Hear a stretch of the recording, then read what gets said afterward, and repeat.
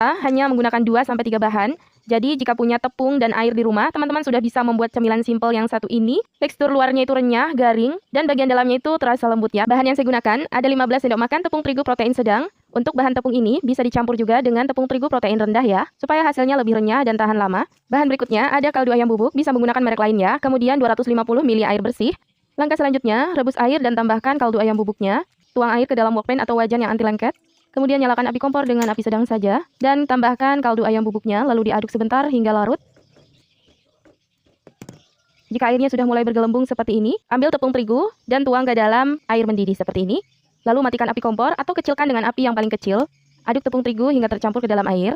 Jika sudah seperti ini, adonannya sudah mulai berat. Adonan bisa dipindahkan ke wadah yang lain. Ini saya pindahkan ke wadah mangkok tepung tadi ya. Lanjut diuleni menggunakan tangan langsung seperti ini. Jangan lupa cuci tangan dulu ya sebelum menguleni. Dan kita uleni adonannya hingga adonannya lembut dan kalis seperti ini. Jadi sudah tidak ada adonan yang bergerindil lagi.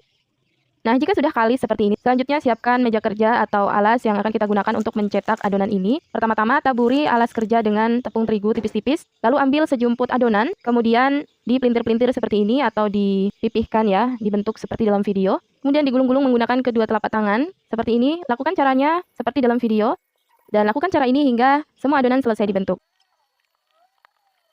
Jika taburan tepung sudah mulai menipis di meja kerja atau di alas kerja kita, bisa kita taburi kembali supaya adonan tepungnya tidak lengket di meja kerja ya teman-teman, dan tidak lengket satu sama lain antara satu adonan dengan adonan yang lain ya.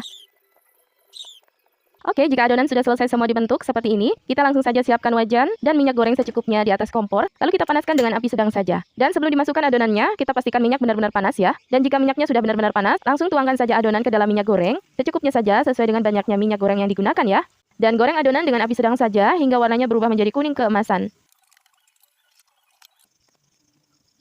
Nah, jika warnanya sudah mulai kuning keemasan seperti ini, besarkan api kompor dan kita masak kurang lebih selama 10 detik sambil terus diaduk-aduk saja seperti ini. Ini tujuannya supaya gorengan tidak menyerap banyak minyak ya. Sebelum kita tiriskan, kita besarkan dulu api kompornya selama beberapa detik saja, lalu angkat dan tiriskan. Dan ini dia sudah jadi ya, dan ini kita tiriskan dulu. Kemudian kita lanjut menggoreng sisa adonan yang belum digoreng. Dan ini dia cemilan simpel kita, hanya menggunakan 2-3 bahan.